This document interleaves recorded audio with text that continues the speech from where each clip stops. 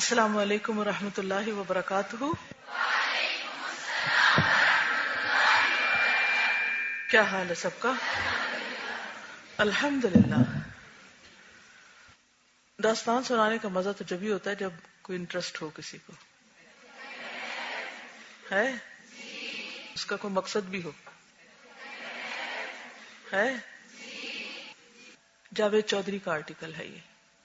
150 روپے لکھتے ہیں کہ میں نے 150 روپے کو ہمیشہ ایک ڈبل روٹی، چکن شاشلک کی ایک سلائی، جوس کے ایک گلاس اور 1 درجن کیلوں کی نظر سے دیکھا. میری نظر میں یہ ایک حقیر رقم تھی اور میں نے کبھی 150 روپے کو زیادہ اہمیت نہیں دی. آپ نے بھی کبھی 150 روپے کو زیادہ وقت نہیں دی ہوگی. 100 روپے، 200 روپے یا 500 روپے عموماً آپ کی گاڑی کے ڈیش بورڈ، کنسول باکس یا سیٹ کے دائیں بائیں چھوٹے بڑے خانوں میں پڑے ہوتے ہیں. اتنی ہے، اس سے زیادہ رقم آپ کی جیبوں میں بھی دھری رہتی ہوگی. ہر ایک کے بیگ پرس میں اتنے پیسے ہوتے ہیں اور آپ نے کبھی اس رقم کو سنجیدگی سے نہیں دیکھا ہوگا. لیکن آج سے مہینہ بھر پہلے میرے ساتھ ایک عجیب واقعہ پیش آیا اور مجھے زندگی میں پہلی بار محسوس ہوا کہ 150 روپے بھی بڑی رقم ہے اور یہ رقم کسی شخص کے لیے سردیاں گزارنے کا ذریعہ بن سکتی ہے. ہم لوگ عید الاضحیٰ سے پہلے مہنگائی پر پروگرام ریکارڈ کرنے کے لیے راولپنڈی کے راجہ بازار گئے. ہم مختلف لوگوں سے ملتے رہے. ان میں دکاندار بھی تھے، ٹھیلے اور ریڑیوں والے بھی تھے، چائے خانوں، ہوٹلوں اور دکانوں کے تھڑوں پر بیٹھے لوگ بھی تھے، لنگر کی لائن میں لگے بچے بھی تھے اور عید کے لیے خریداری کرنے والے لوگ بھی.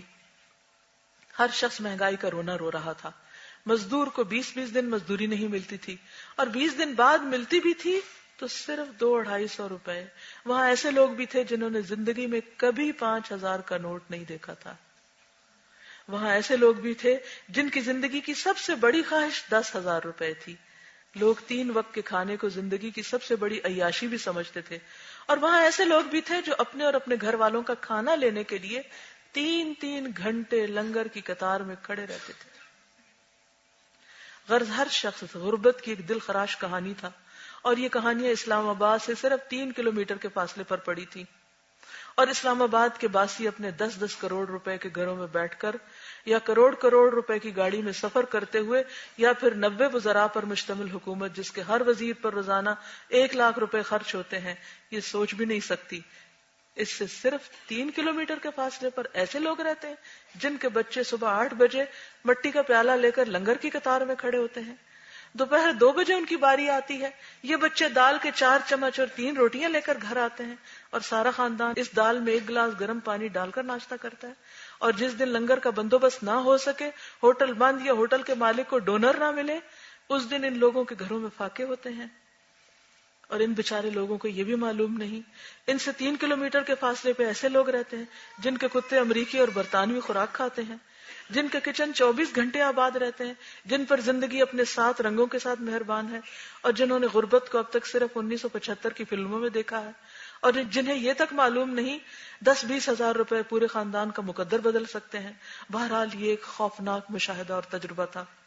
میں واپس 150 روپے کی طرف آتا ہوں. ہم اس ریکارڈنگ کے دوران ایک پھیری والے کے پاس رک گئے. یہ نوجوان پٹھان تھا جس نے زمین پر کپڑا بچھا کر اس پر لنڈے کے سویٹر، کوٹ، چادروں، جرابوں کا ڈھیر لگا رکھا تھا. یہ ایک سویٹر اٹھاتا، اسے ہوا میں لہراتا اور 200 روپے کے نعرے لگاتا. اس کے گرد گاہکوں کا ہجوم تھا. گاہک سویٹر، چادر اور کوٹ اٹھا کر دیکھتے، پہنتے اور اس سے بھاؤتاؤ شروع کر دیتے. ہجوم سے ذرا ہٹ کر ایک بوڑھی خاتون اور اس کا ایک نوجوان بیٹا کھڑا تھا. غربت بوڑھی خاتون کی ہڈیاں تک نگل گئی تھی.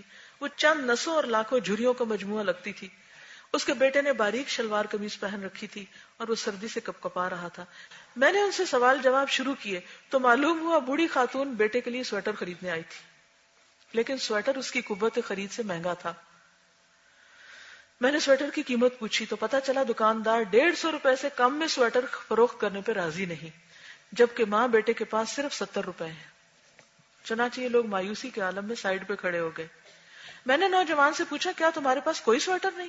اس نے بتایا اس نے 3 سال پہلے لنڈے سے سویٹر خریدا تھا، لیکن وہ 3 سال کے استعمال کے بعد چھوٹا بھی ہو گیا اور پھٹ بھی گیا، لہٰذا اس سال سویٹر خریدنا بہت ضروری ہے ورنہ یہ سردیاں اسے ٹھٹر کر گزارنا پڑیں گی. میرے ساتھ مدثر تھا.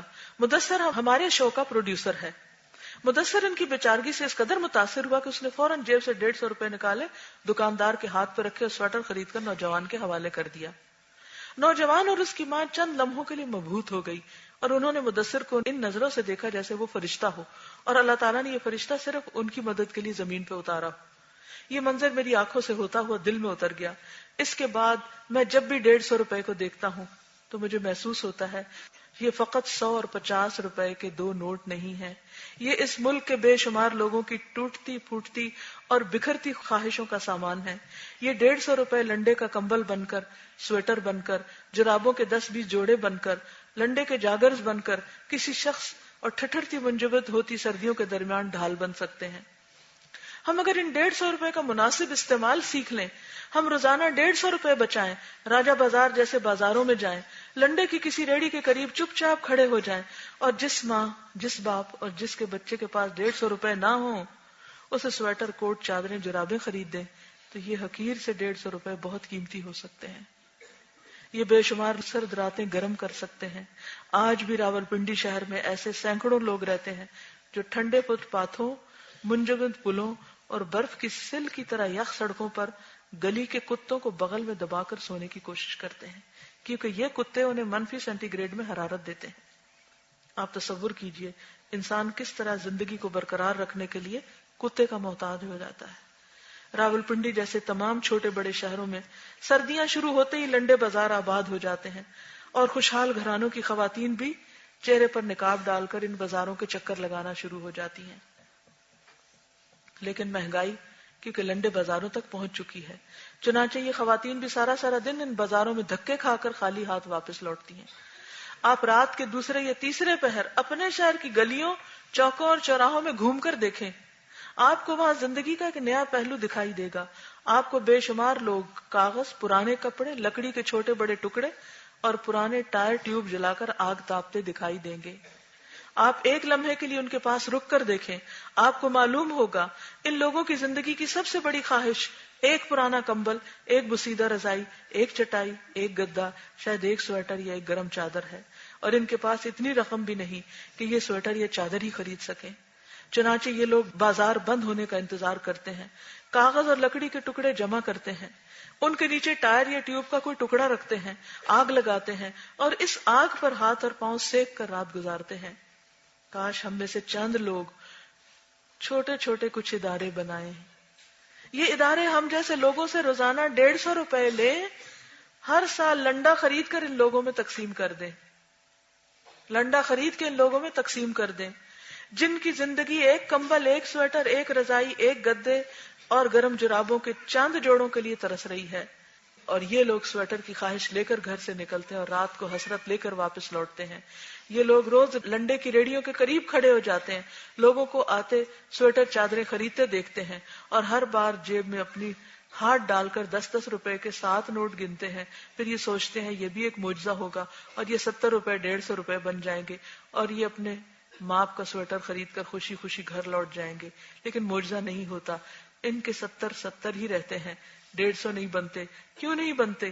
اس لیے نہیں بنتے کہ بے حس معاشروں میں معجزوں کی فصلیں کاشت نہیں ہوا کرتی، خدا ان زمینوں پر مہربان نہیں ہوتا جن زمینوں پر رہنے والے چند لوگوں کی نظروں میں 150 روپے حقیر رقم ہوتی ہے، جبکہ کروڑوں لوگ اس کے لیے ترستے رہتے ہیں۔ کیا کرنا چاہیے بتائیے مجھے، ہمیں کیا کرنا چاہیے؟ مشورہ دیں، اجر پائیں۔ مشورہ دینے سے بھی ہم کنجوسی اور بخل کرتے ہیں تو باقی کیا رہے گا؟ وہ ہم ہی کیوں نہیں؟ ادارہ تو اللہ نے پہلے سے ہی دے دیا، اتنی بڑی چھت دے دی۔ گھروں میں پڑے صاف ستھرے ایکسٹرا سویٹر مزید دھو کے صاف ستھرے کر کے پیک کر کے اوپر نمبر لکھ کر لے آئیں کہ کس نمبر کا ہے، بچے کا ہے، بڑے کا ہے، کس ایج کو پورا آئے گا، انشاءاللہ تعالی وہ آگے تقسیم کا بندوبست کریں گے۔ وہ کہاں پہنچانے ہیں اسی طرح اپنی اپنی کلاس میں جمع کریں، اور وہاں سے پھر ویلفیئر والوں کے پاس نیچے آپ جگہ بنا لیں اور پھر نیچے پہنچا دیں۔ اور کیا کر سکتے ہیں؟ گروپ بنا کر ایسی جگہوں پہ جا کے معلومات کریں، ایک گروپ چھوٹا پہلے ایسا بنے جو جا کے جائزہ لے کر آئیں کہ ضرورت کہاں ہے، اور پھر جو کچھ ہم اکٹھا کریں وہ وہاں جا کر اس کو دیں۔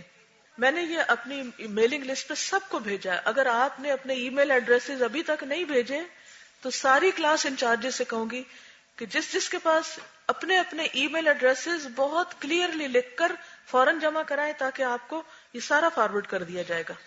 نئی کلاسز بھی اور جانے والے بھی سب اپنا ای میل ایڈریس ضرور دیں, کیونکہ میں ایسی چیزیں اور اسٹوڈینٹس کے خط اور انفارمیشن اچھی اچھی سب سے شیئر کرتی رہتی ہوں, تاکہ لوگ ان ٹچ رہیں اور وہ اپنا حصہ ڈال سکیں. انشاءاللہ آج ہم ذرا سویٹر پہ, پہلے دوائیوں پہ کی سویٹر پہ کر لیں, تاکہ میرا کہنے کا مقصد یہ ہوتا ہے کہ ایک دفعہ جو بات ہم کہیں پھر اس کو عمل میں لے آئیں, اور عملی طریقے بھی ساتھ ہی طے کر لیں کہ ہم نے پھر how to go about it. سردی سے بچنے کا طریقہ کیا کریں, پھر وٹ نیکسٹ.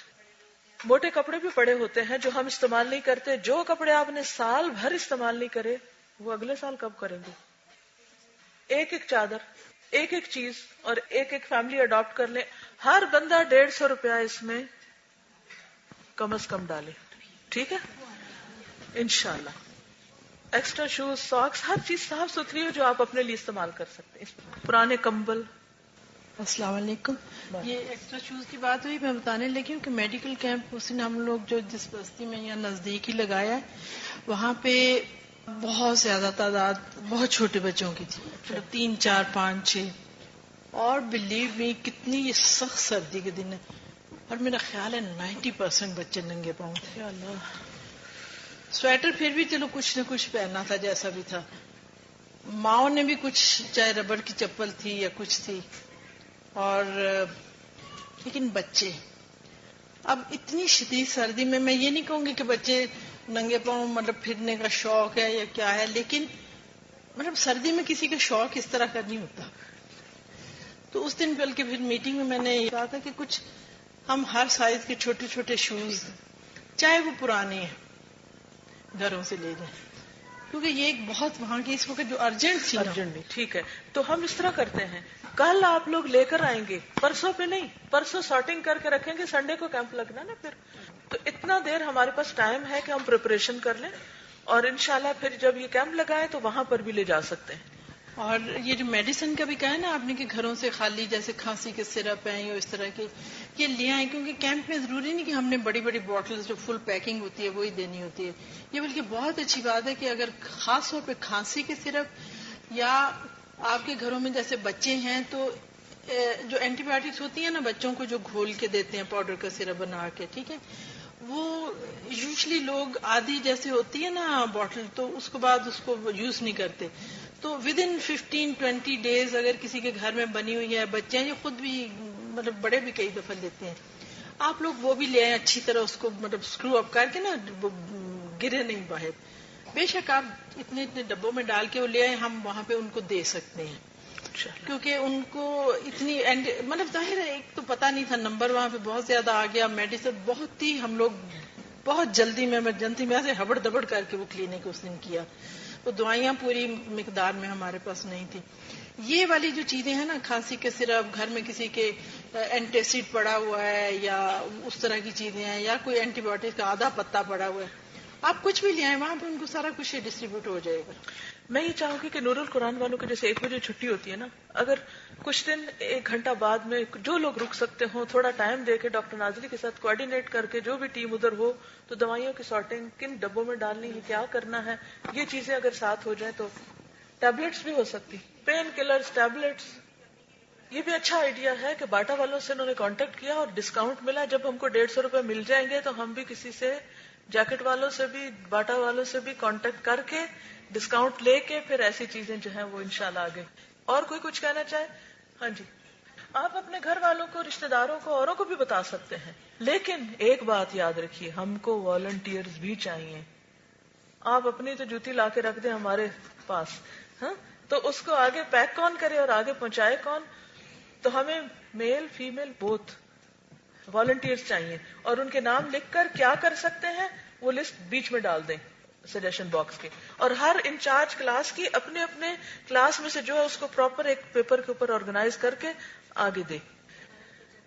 ابھی اگر کوئی کچھ دینا چاہے تو باہر باکس رکھا ہوا ہے, اس میں ڈال دیں, اس کے اوپر لکھ کر لگا دیں کہ یہ میڈیکل کے اور جوتوں کے الگ, جیکٹ جوتے الگ, میڈیکل دوائیوں کے بالکل الگ, ٹھیک ہے, تاکہ ہم بھی پھر اس حساب سے خرچ کر لیں.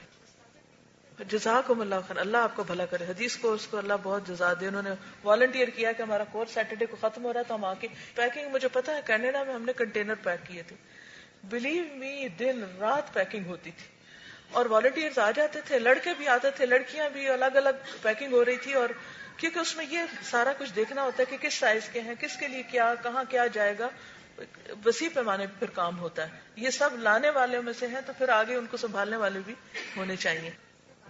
اوکے, کیونکہ ٹائم ہو گیا ہے, ٹائم زیادہ نہیں لوں گی, اب باتیں کم اور کام زیادہ کرنا ہے ہم کو. دوائیاں جا کے چھانٹنی, کپڑے چھانٹنے ہیں, نکالنے ہیں, صاف ستھرے کرنے ہیں, پیک کرنے ہیں, اچھے اچھے کر کے لانے ہیں.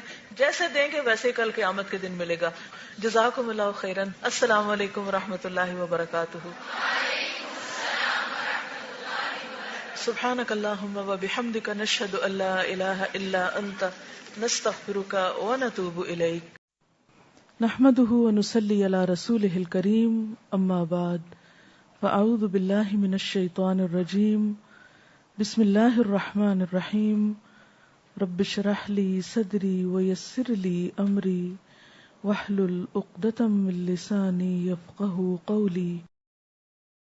اللہ تعالیٰ کا لاکھ لاکھ شکر ہے کہ اس نے ہمیں مسلمان بنایا ہے اور ہمیں وہ طریقے خود سکھا دیے ہیں کہ جن سے ہمیں اس دنیا میں بھی فائدہ ہو اور آخرت میں بھی فائدہ ہو.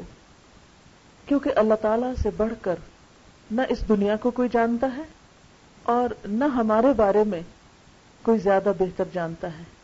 ہماری نفسیات, ہماری ضروریات, ہمارا ماضی, حال, مستقبل, ہمارا آس پاس, یہ سب کچھ اس کے علم میں ہے. لہذا جو رہنمائی وہاں سے آتی ہے وہ سب سے بہترین رہنمائی ہے. اسلام نے ہمیں زندگی کے مختلف پہلوؤں پر رہنمائی کی ہے, جس میں ہمارا مال بھی شامل ہے کہ ہم مال کہاں سے کمائیں اور کہاں کہاں خرچ کریں.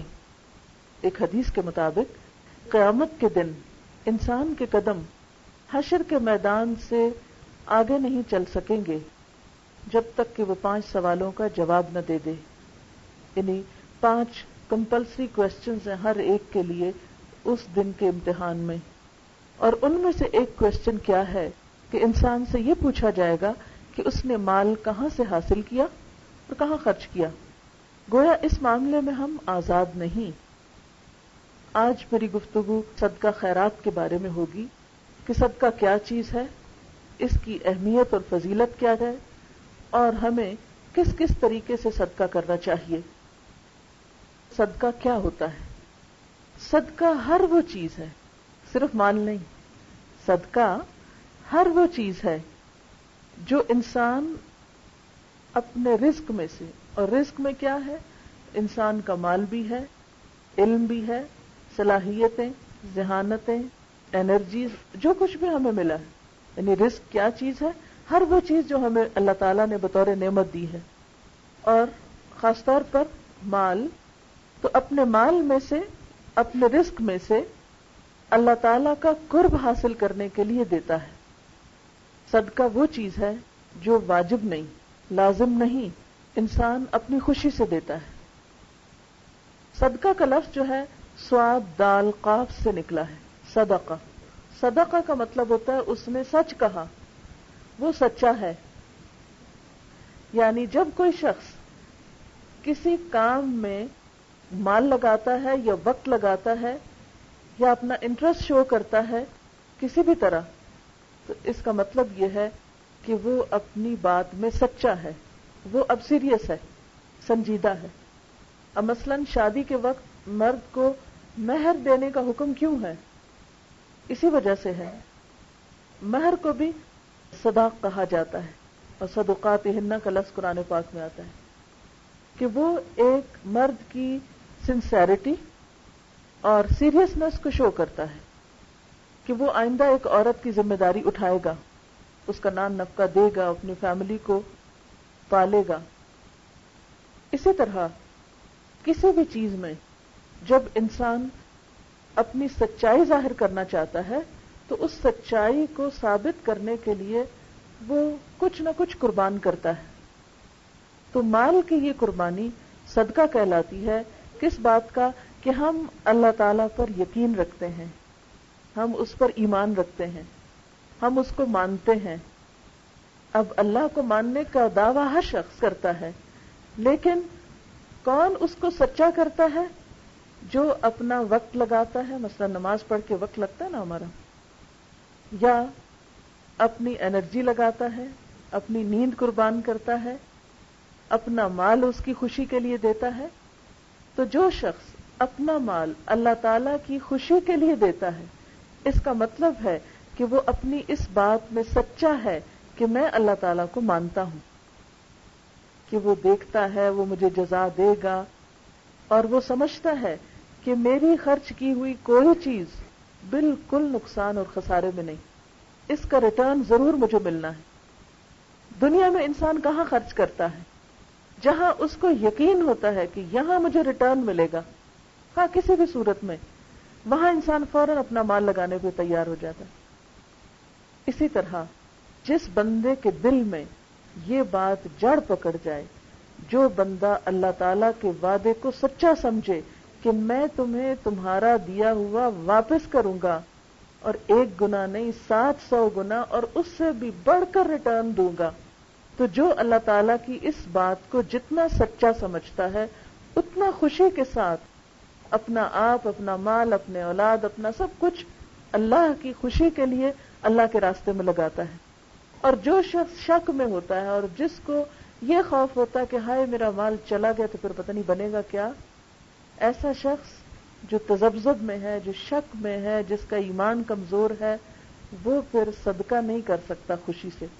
کرتا بھی ہے تو صرف اس وقت جب کوئی مصیبت آتی ہے، اور اس کا کیا ہوتا ہے کہ صدقہ کر رہا ہوں تاکہ یہ ہٹ جائے، بس اس کا صرف اتنا انٹرسٹ ہے کہ وہ وقتی مصیبتوں کو ہٹانا چاہتا ہے، لیکن اس کو وہ بڑا دن بھولا ہوا ہے جو بڑی آفت کا دن ہے، جس کا علاج اور جس کا مداوع ہمیں آج کرنا ہے، اس دنیا میں کر کے جانا ہے، کیونکہ اس دن اللہ تعالیٰ کیا فرماتے ہیں، یوم لا ينفع مال ولا بنون، اس دن تو نہ مال نے کام آنا نہ بیٹوں نے کام آنا۔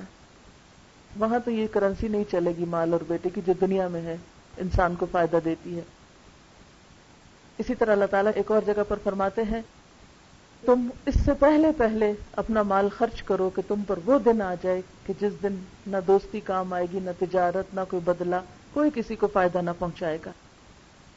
تو ہم دیکھتے ہیں کہ اسلام میں صدقے کا تصور بہت وسیع ہے، یہ صرف مال دینے کی حد تک محدود نہیں، بلکہ اچھی بات اور مسکرانے کو بھی صدقہ قرار دیا، کیونکہ اچھی بات بھی انسان اپنے دل سے کسی کو کچھ دے رہا ہوتا ہے نا۔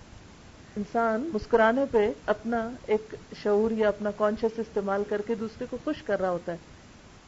تو کوئی چیز جو دوسری انسانیت کو فائدہ دے، اب صدقے کا ایک اور طرح مفہوم سمجھیے کہ ہر وہ چیز ہماری جو کسی کو کسی طرح بھی فائدہ دے، ڈائریکٹلی یا انڈائریکٹلی، وہ سب ہماری طرف سے صدقہ شمار ہوتا ہے۔ مثلا ہم مسکرا رہے ہیں، کسی کا دل خوش ہو رہا ہے تو وہ ہمارے حصے میں صدقہ لکھا جا رہا ہے۔ ہم کسی کو تسلی دے رہے ہیں، اس کو سکون آ رہا ہے، کوئی اچھا مشورہ دے رہے ہیں، کسی کی کوئی الجھن حل کر رہے ہیں، کسی کا کوئی غم دکھ سن رہے ہیں اور اس کے ساتھ ہمدردی کر رہے ہیں، تو یہ سارا ہماری طرف سے صدقہ ہو رہا ہے۔ تو ہر وہ چیز جو اللہ کی خوشی کے لیے دی جائے، ہر وہ چیز جو انسانیت کی بھلائی کے لیے ہو، وہ کیا ہے؟ اسلام میں صدقہ ہے۔ نبی صلی اللہ علیہ وسلم نے فرمایا، ہر مسلمان کے لیے صدقہ دینا ضروری ہے۔ صحابہ نے عرض کیا، یا رسول اللہ صلی اللہ علیہ وسلم، جس کے پاس مال نہ ہو وہ کیا کرے؟ کیونکہ لوگوں کے ذہن میں اس وقت بھی یہی تھا کہ صدقہ شاید صرف مال سے ہوتا ہے۔ جیسے آج بھی اگر آپ صدقے کا لفظ بولے نا تو آپ کے ذہن میں مال ہی آئے گا کہ شاید یہ مال کی بات ہو رہی ہے۔ آپ صلی اللہ علیہ وسلم نے فرمایا، وہ ہاتھ سے محنت کرے، یعنی کوئی کام کرے، خود بھی فائدہ اٹھائے اور خیرات بھی کرے۔ صحابہ نے عرض کیا، اگر یہ بھی نہ ہو سکے، یعنی اگر کوئی اسے کام ہی نہ ملے، وہ کر ہی نہ سکے، کوئی ہاتھ کی ہنر سے کچھ بھی نہ کما سکے، فرمایا اچھی بات پر عمل کرے، بری چیز سے پرہیز کرے، اس کے لیے یہ بھی صدقہ ہے۔ گویا نیکی کے کسی کام میں مصروف ہو جانا اور برائی کو چھوڑ دینا، یہ بھی صدقہ ہے۔ صدقہ کیا کہ اس نے سچ کہا کہ میرا رب مجھے دیکھتا ہے اس لیے میں برا نہیں کروں گا۔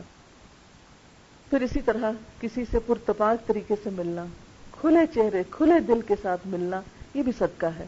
نبی صلی اللہ علیہ وسلم نے فرمایا، لا تحتقرن من المعروف شیئا ولو ان تلقى اخاك بوجه طلق، تم اپنے کسی نیکی کو حقیر نہ سمجھو، چھوٹی سی نیکی کو بھی چھوٹا نہ سمجھو، خواہ اپنے بھائی سے کھلے چہرے سے ملنا ہی کیوں نہ ہو۔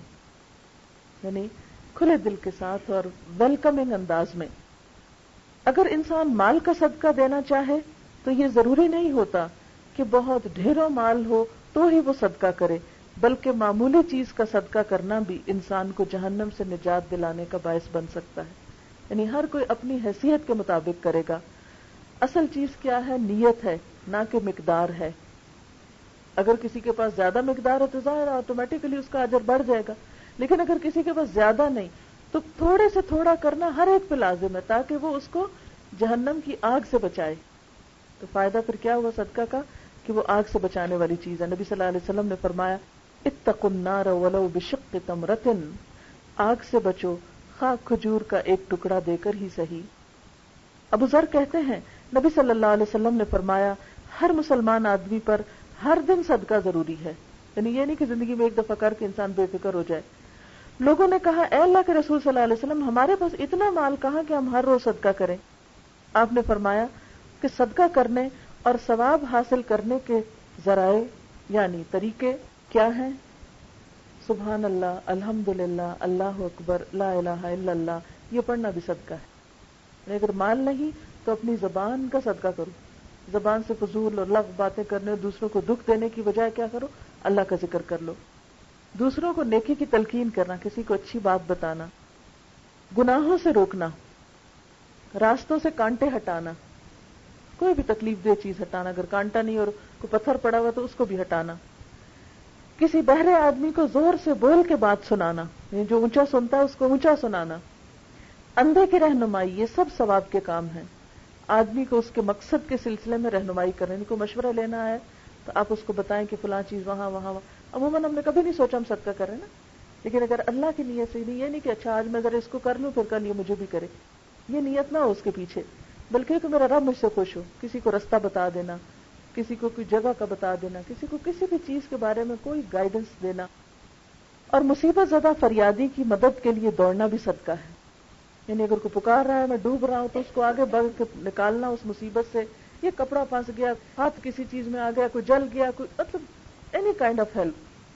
کسی کمزور کے بوجھ کو جو اس سے نہ اٹھتا ہو، یعنی کسی کا سامان اٹھا کے اسے ہاتھ یا سر پہ اٹھا لینا، یہ بھی صدقہ کہلاتا ہے. بس یہ سب کا سب تیری طرف سے تیرے نفس پہ صدقہ ہے.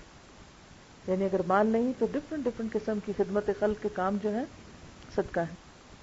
نبی صلی اللہ علیہ وسلم نے فرمایا کوئی مسلمان درخت لگائے اور اس کے پھلوں سے چڑیاں کھائیں یا غریب آدمی کھا لے تو اس کا ثواب اسے ملے گا، ہاں وہ خود فوت بھی ہو گیا. اور اس کو صدقہ جاریہ کہتے ہیں کہ ہمارے کسی عمل سے ہمارے مرنے کے بعد انسانیت کو بھلائی پہنچے، ہاں وہ ایک درخت ہی کیوں نہ ہو. اسی طرح باغ کے پھلوں کو چور لے گئے، کسی نے چھین لیا، یہ سب اس کے نامہ اعمال میں بطور صدقہ کے قیامت تک لکھا جائے گا. یعنی چاہے کوئی اچھا لے یا برا لے، کسی نے بھی فائدہ اٹھایا. حتیٰ کہ ایک حدیث میں آتا ہے کہ اگر کسی کھیت سے کوئی چڑیا چگ جاتی ہیں تو بھی لگانے والے کے حصے میں وہ صدقہ لکھ لیا جاتا ہے. ورنہ تو انسان کا غم کے مارے برا حال ہو جاتا ہے، یہ لے گیا، وہ کر گیا، وہ کر گیا. نہیں، جو کچھ بھی آپ سے گیا کسی کا فائدہ ہو گیا، بھلا ہو گیا، بس اب آپ اس پر صبر کر کے اس کو اللہ کی رضا کی نیت سے بھول جائیں. اور اس سے انسان کے اپنے دل کو ایک سکون بھی آ جاتا ہے، اور وہ چھوٹے چھوٹے غم اور دکھ اور پریشانیوں پہ ساتھ ہلاک نہیں ہوتا رہتا. انسان کی جان بڑی قیمتی چیز ہے، چھوٹی چھوٹی چیزوں پہ سے گھلانا نہیں شروع کر دینا چاہیے. یہ بہت سے لوگوں کی عادت ہوتی ہے نا، قطرے قطرے کے نقصان کے اوپر ان کی ساتھ جان جاتی ہے، ساتھ کڑتے ہیں، ساتھ پریشان ہوتے ہیں، اور اس طرح نتیجہ کیا تھا؟ اپنے آپ کو نقصان دے رہے ہوتے ہیں. اور ایک اچھی نیت کیا ہے، ایک اچھی سوچ کیا ہے؟ چلو کوئی نہیں، جو بھی لے گیا کسی کا بھلائی سی، مجھے نہیں ملا چلو کسی کو ملا، کسی کو تو گیا. بس یہ نیت کرنے کی دیر ہے، انسان اپنا غم بھی بھولے گا اور اس کے ساتھ ساتھ دوسرے کو بھی فائدہ پہنچ جائے گا اور اس کے نامہ اعمال میں نیکی لکھ دی جائے گی. نبی صلی اللہ علیہ وسلم نے فرمایا، اللہ تعالیٰ نے فرمایا اے ابن آدم انفق علیکا، اے آدم کے بچوں تم خرچ کرو، میں تم پہ خرچ کروں گا، تم دوسروں کو دو، میں تمہیں دوں گا. انسٹنٹ فائدہ دینے کا، کہ تم دینے والے بنو، دنیا میں بھی دوں گا.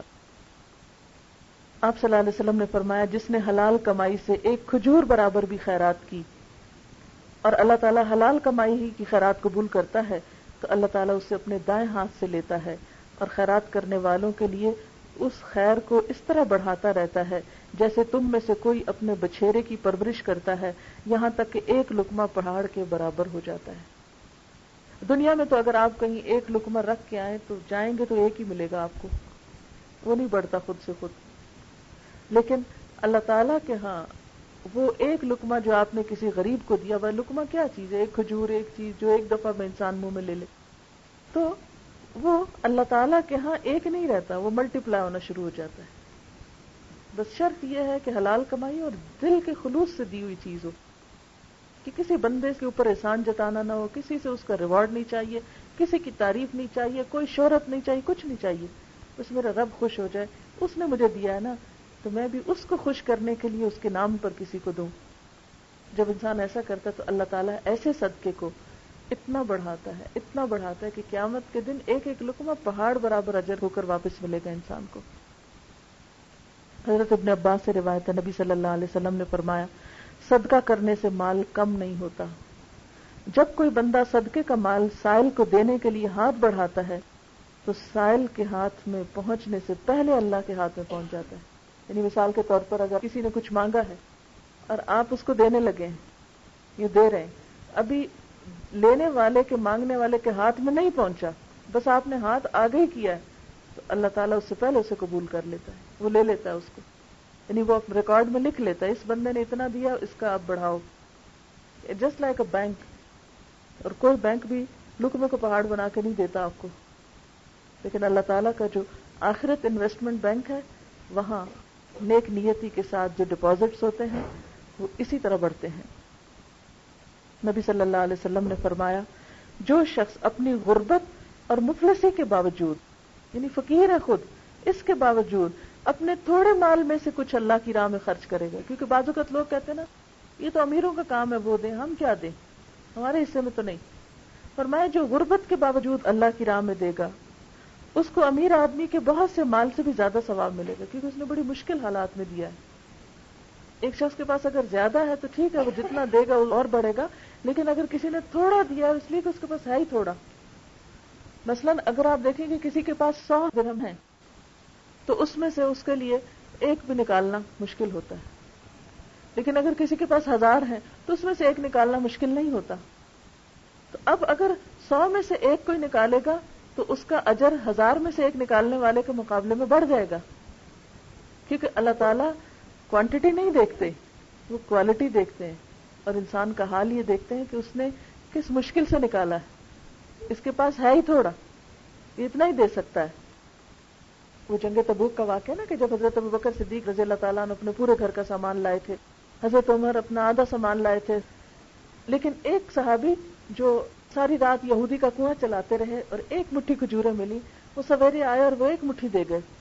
آپ صلی اللہ علیہ وسلم نے اس مال کو سارے مال کے اوپر رکھا اور کہا باقی سب ایک طرف اور یہ ایک مٹھی کھجوریں ایک طرف، کیونکہ اس نے بڑی مشقت سے کمائی ہیں۔ اس لیے جب انسان مشکل حالات میں بھی صدقہ کرتا ہے تو اللہ تعالیٰ کے نزدیک بہت زیادہ قدر پاتا ہے۔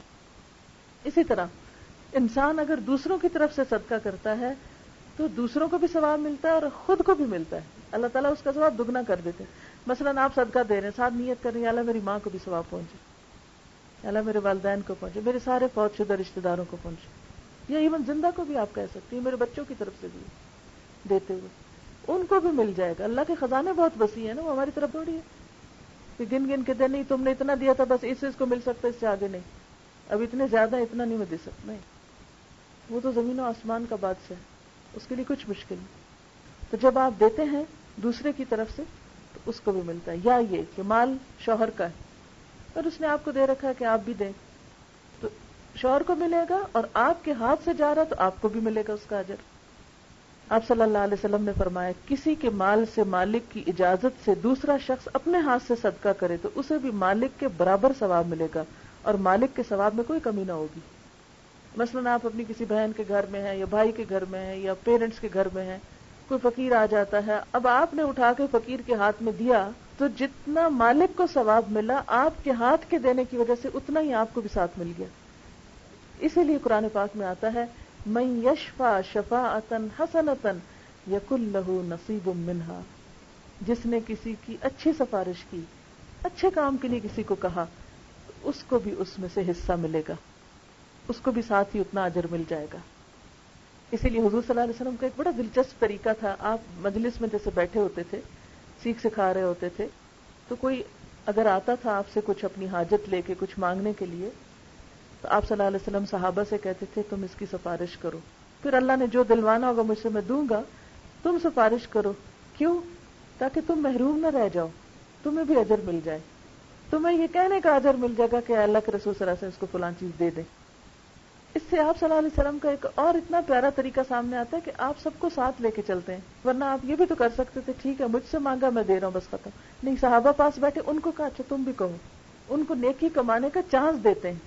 اسی لیے آپ کو وَكَانَ بِالْمُؤْمِنِينَ رَحِيمًا کہا گیا نا کہ آپ مومنوں پہ بہت مہربان تھے، ان کو نیکی کمانے کے موقع دیتے تھے. یہ بھی کسی کی مہربانی ہوتی ہے کہ وہ ہمارا دھیان کرائے اس چیز کی طرف کہ دیکھو یہ کر لو. بعض اوقات کیا ہوتا ہے ہم کچھ کرنے لگتے ہیں تو لوگ کہتے ہیں نہیں نہیں نہیں کوئی ضرورت نہیں کرنے کی، الٹا ہمیں کٹ ڈاؤن کرتے ہیں، وہ کام نہیں کرنے دیتے. اور عام طور پر صدقہ خیرات میں کوئی نہ کوئی بیچ میں آ کے رکاوٹ بنتا ہے. آپ مشورہ کریں نا شوہر سے، آپ مشورہ کریں بھائی سے، یہ کہیں کہ تم پاگل ہو گئی ہو، نہیں کرنے دیتے نا. حالانکہ ایک دوسرے کو نیکی کے کاموں پہ انکریج کرنا چاہیے. ہاں یہ الگ بات ہے کہ ہر چیز ایک لمٹ کے اندر ہونی چاہیے. حضرت ابو ذر سے روایت ہے کہ میں نبی صلی اللہ علیہ وسلم کے ساتھ مدینے کی سنگریزے یعنی ہارڈ زمین پہ چل رہا تھا.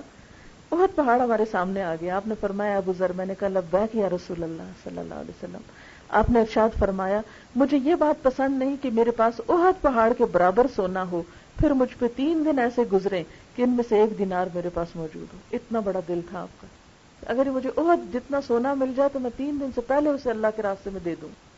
ہاں صرف اتنا جسے میں قرض کی ادائیگی کے لیے سنبھال کر رکھ لوں، بچاؤں گا تو صرف قرضہ ادا کرنے کے لیے، مگر میں اسے اللہ کے بندوں میں اس طرح اور اس طرح اور اس طرح تقسیم کروں، یعنی خوب خوب دوں. اپنے دائیں اپنے بائیں اپنے پیچھے کی طرف آپ نے اشارہ فرمایا. پھر آپ آگے چلے، پھر فرمایا زیادہ مال و دولت والے وہی قیامت کے دن بہت کم ہوں گے، یعنی اجر و ثواب میں، مگر وہ لوگ جو مال کو اس طرح اور اس طرح اپنے دائیں اپنے بائیں اور اپنے پیچھے خرچ کریں، اور ایسے لوگ بہت کم ہیں. یعنی قیامت کے دن ان کا اجر و ثواب نہیں ہوگا الا یہ کہ وہ دنیا میں اس سے نیکی کما لیں. میں ایک مندر کو بھی تو انہوں نے ہمیں ایکسپلین کیا کہ یہ مندر بنا کیسے. نا میں زیادہ انٹرسٹڈ تھی کہ وہ مجھے اپنے ریچولز کے بارے میں بتائیں، وہ انٹرسٹڈ تھے کہ ہم مندر کے بارے میں بتائیں پہلے. تو میں نے کہا کہ ٹھیک ہے آپ بتائیں. تو بالکل انٹرسٹ سے انہوں نے شروع کیا کہ کس طرح یہ بنا. پتھر کا بتایا سارا کہ یہ سارا راجستھان سے آیا ہے کیونکہ وہاں کا پتھر کارونگ کے لیے بہت اچھا ہے، تو سب وہاں سے امپورٹ کیا گیا.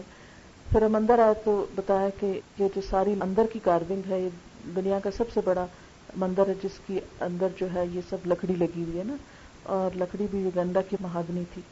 اور پھر بتایا کہ یہ ساری لکڑی ممباسا پورٹ سے گجرات میں ایکسپورٹ ہوئی، پہلے وہاں بھیجی گئی، اور وہاں پر 250 پیپل نے اس کے اوپر کام کیا دن رات، اور 1 سال میں اس کو تیار کیا.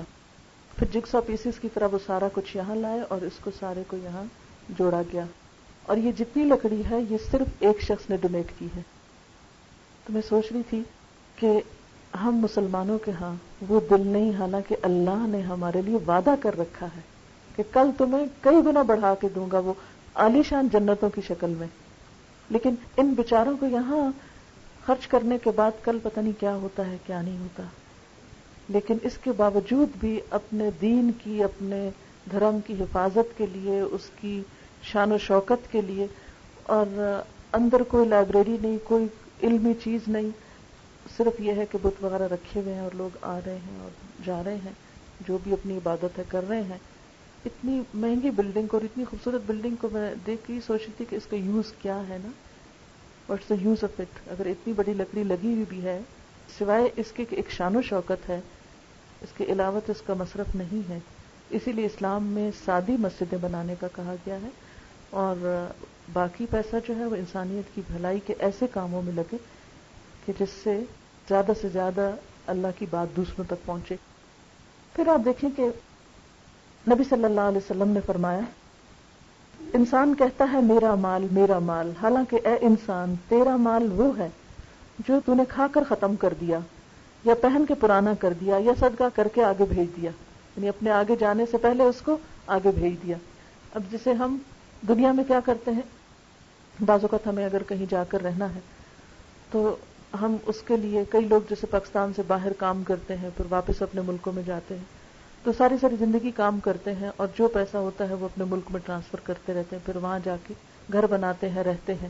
تو میں جب بھی ایسی کوئی بات سنتی ہوں تو ہمیشہ مجھے آخرت یاد آتی ہے کہ بالکل اسی طرح ہمیں آخرت میں بھی ایک گھر چاہیے، وہاں بھی زندگی کی ضروریات چاہیے، کیونکہ ہمیشہ کی زندگی شروع ہوگی. تو کچھ ایسے خوش نصیب ہیں کہ وہ اپنی آخرت کے لیے ٹرانسفر کرتے رہتے ہیں کہ جب وہاں پہنچیں گے تو وہاں جا کر یہ سب کچھ استعمال کریں گے جو کبھی ختم نہیں ہوگا.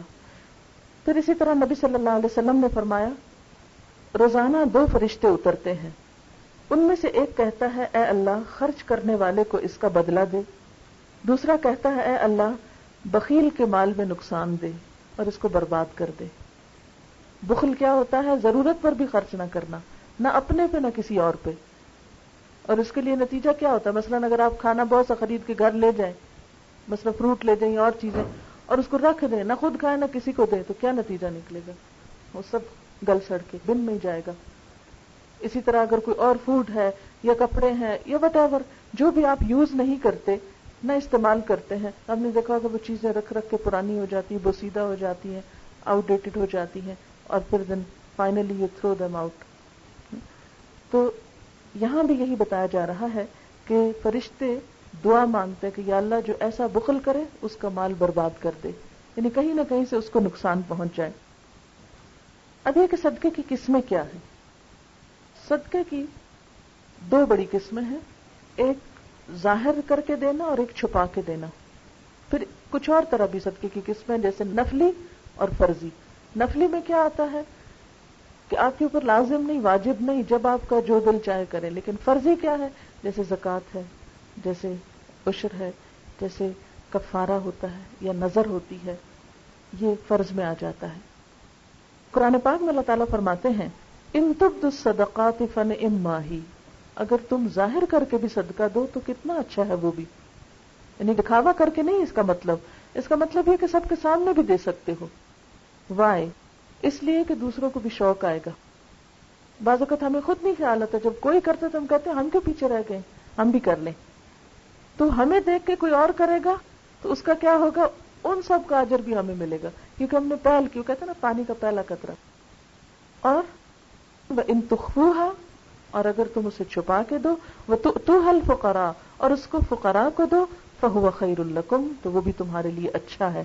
ویکفر عنکم من سیئاتکم، اور تمہاری بعض خطائیں گناہ تم سے دور کر دے گا. گویا صدقہ جو ہے وہ گناہوں کو دور کرنے کا ذریعہ بنتا ہے، جیسے بلاؤں کو دور کرنے کا ذریعہ بنتا ہے. اچھا، دوسری آیت میں پتہ چلتا ہے الذین ينفقون اموالهم باللیل والنہار سرا وعلانیۃ فلہم اجرہم عند ربہم ولا خوف علیہم ولا هم یحزنون.